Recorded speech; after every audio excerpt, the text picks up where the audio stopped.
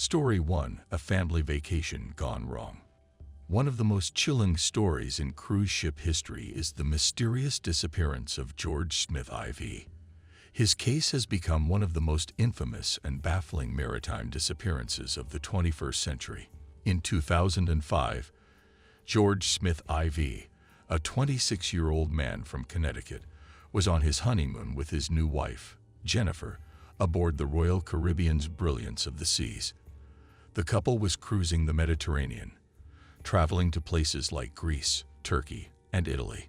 To the outside world, their vacation seemed like a dream come true.